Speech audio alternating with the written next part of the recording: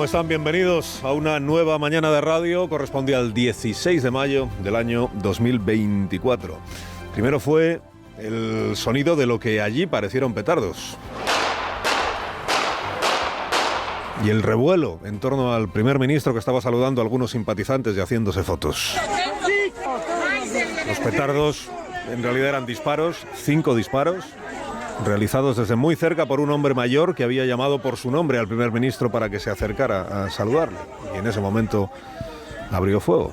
Las imágenes grabadas recogen cómo los guardaespaldas se llevan al primer ministro, sosteniéndole de los brazos, incapaz ya de mantenerse en pie, hasta el coche oficial en el que lo introducen a toda prisa, mientras los policías están inmovilizando contra el suelo al tipo que ha disparado. Lo siguiente es el sonido de las sirenas de la policía, del helicóptero en el que fue trasladado el gobernante malherido hasta el mayor hospital de una ciudad que está a 30 kilómetros de Handova, que es este municipio de 15.000 habitantes donde se produjo el atentado. La información empezó a llegar a los eslovacos como llegan las noticias de impacto, con datos incompletos, con impresiones contradictorias y con la tensión en la urgencia, en la voz de los primeros redactores en sus crónicas telefónicas. Las televisiones recuperaron pronto la última declaración que le habían grabado al primer ministro apenas 10 minutos antes de que su vida fuera abruptamente alterada. Y ha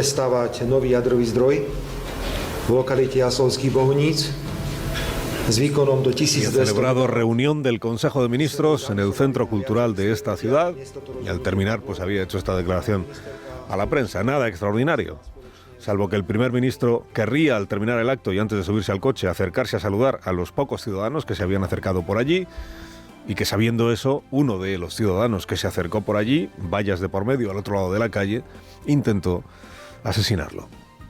A España la noticia llegó a la vez que al resto de la Unión Europea. El gobernante al que habían intentado matar era uno de los 27, regresado el pasado mes de octubre a los consejos europeos, estas reuniones que celebran los gobernantes de la Unión, porque fue en octubre cuando recuperó el poder que ya había ejercido en 2 etapas anteriores. Su nombre a los españoles no nos era familiar, hasta ayer. Tanto que igual nunca habíamos pronunciado su nombre en los medios de comunicación en España, el del primer ministro de Eslovaquia. Y como nunca lo habíamos pronunciado, pues hasta ahora no sabíamos cómo se dice. Claro, aquí se escribe Robert Fico, pero resulta que en eslovaco suena Fica. O sea, es el primer ministro, premiera Roberta Fica. Allí lo llaman así. Bueno, se llama así. Fue el ministro de Defensa del gobierno del primer ministro quien compareció ante los medios a última hora de la tarde de ayer, que haría acontecido en el hospital, sin atreverse a afirmar que el jefe de gobierno fuera a lograr sobrevivir a las heridas graves que sufre.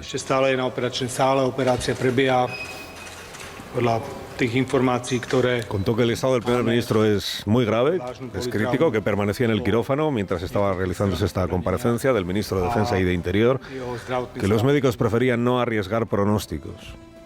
Después de esta información, pues empezaron a llegar las interpretaciones. En esta misma comparecencia ya hubo valoraciones u opiniones o interpretaciones de 2 miembros del gobierno eslovaco respecto del atentado que se había producido. Dan por hecho que tiene una motivación política, porque el autor que está detenido es un ciudadano de 71 años, es escritor, es poeta, en realidad se ganó la vida como vigilante de seguridad y tenía licencia de armas. Y es verdad que se había significado políticamente contra Robert Fica y que en una declaración que se le ha grabado en la comisaría ya detenido, vuelve a decir este ciudadano que él está en contra del gobierno y en contra de la política del primer ministro porque ha atacado la radio-televisión pública. El ministro de Defensa lo que dijo en su comparecencia es que el discurso del odio que alimentan algunos es lo que ha conducido a esto. Es hora de que aquellos que no aceptan el resultado de las elecciones se miren al espejo, dijo. El ministro del Interior que estaba a su lado añadió: son ustedes los medios de comunicación quienes deben usar su influencia contra la violencia en lugar de sembrar, como han hecho algunos de ustedes, el odio en los medios o desde los medios. En la BBC declaró el viceprimer ministro. Soy consciente de que la polarización pertenece a la democracia. La polarización no es mala por sí sola. Lo malo es cuando alguien a diario escucha noticias falsas sobre Fico. Al señor Fico, líder de la oposición, le ha presentado prácticamente como un monstruo. Y eso es lo que no es propio de una democracia. Eslovaquia está a casi 3.000 kilómetros de España, pero algunas de las frases que se escucharon ayer tienen un aroma que nos resulta conocido. Porque en España y en otros países de la Unión Europea, o en todos los países de la Unión Europea, desde posiciones ideológicas dispares y enfrentadas, se escuchan las mismas cosas. Se imputa al adversario o al contrario socavar la democracia, socavar la tolerancia, alimentar la polarización, alimentar el conflicto, hacer discursos de odio. Y ocurre que quien polariza siempre es el otro, claro. Quien genera tensión siempre es el otro. Quien odia siempre es el otro. Eslovaquia tiene 5 millones de habitantes, es un país del tamaño de Aragón.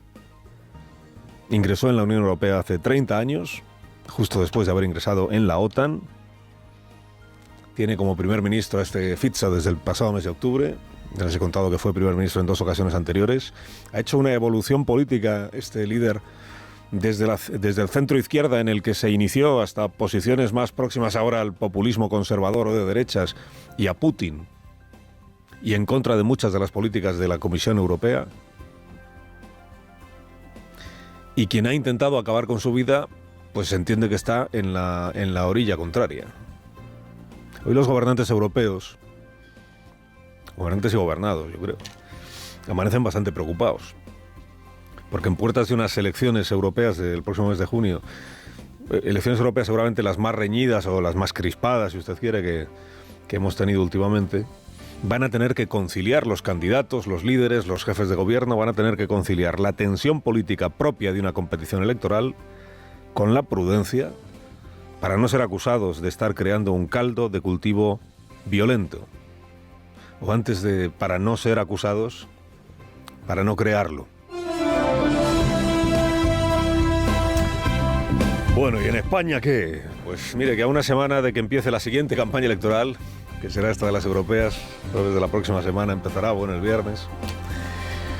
En el PSC admiten, el Partido de los Socialistas de Cataluña, que hasta el 10 de junio pues no empezaremos a saber seguramente qué fruto han dado sus negociaciones con Esquerra para sacar adelante la investidura de Salvador Illa.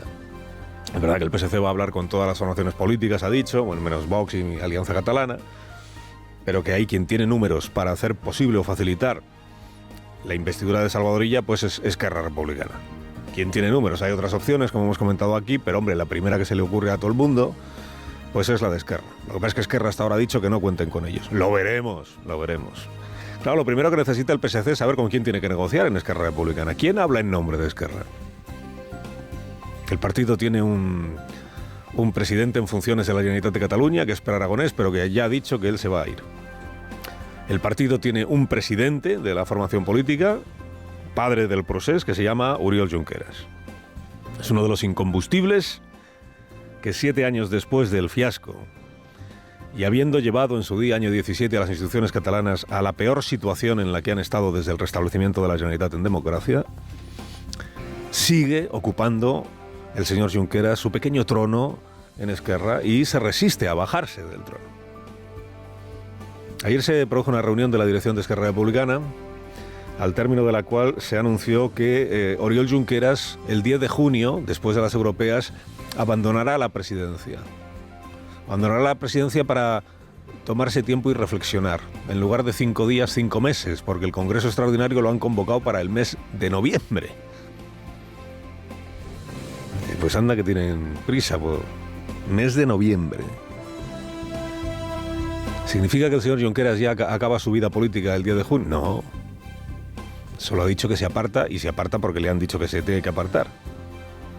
Acuérdese que ayer mismo estábamos comentando aquí la carta de Oriol Junqueras a los corintios, declarando que él se siente con fuerzas y con ganas para seguir liderando el partido. 24 horas después dice, pero el 10 de junio me aparto temporalmente. Y ya se verá si luego en noviembre concurre de nuevo e intenta seguir liderando Esquerra Republicana de Cataluña. Antes de que los demás me digan algo, ya me lo digo yo todo. Está tratando de condicionar el debate interno el señor Junqueras. Marta Rovira, número 2 del partido, secretaria general, expatriada en Suiza por voluntad propia. Ayer anunció también que ella no concurrirá de nuevo a la Secretaría General de Esquerra en el mes de noviembre. Dice, si de aquí a noviembre, no, de aquí a noviembre sigue. Dice Marta Rovira, estas elecciones han cerrado un ciclo. Pues eso es verdad, sí. Interpreta bien lo del ciclo, pero ya podían empezar por cerrar el ciclo ya sí. A noviembre, dice. Congreso extraordinario, medio año por delante. Marta Rovira, que fue quien más presionó a Puigdemont en el año 17, mes de octubre, para que en lugar de ir a elecciones anticipadas proclamara la independencia. Marta Rovira. Esto lo tiene escrito Puigdemont. Que la señora Rovira fue quien más envenenó el debate, advirtiéndole de la traición que cometería al pueblo de Cataluña si ignoraba el mandato del 1 de octubre y aceptaba la oferta de Rajoy de hacer elecciones anticipadas y olvidarse de la independencia. Traidor, la palabra que más teme un caudillo independentista de pura cepa.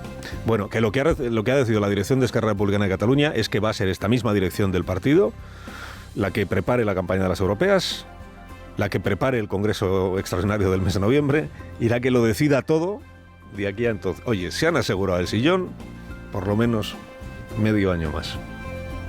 Tiene razón Salvadorilla. El 12 de mayo cambia o marca un cambio de etapa. Los catalanes han ido a las urnas. Los catalanes han dicho que hasta aquí llegó el procés. En coherencia, hasta aquí deberían llegar y desde aquí no deberían pasar los autores materiales de aquel enorme atropello. Carlos Alsina, en Onda Cero.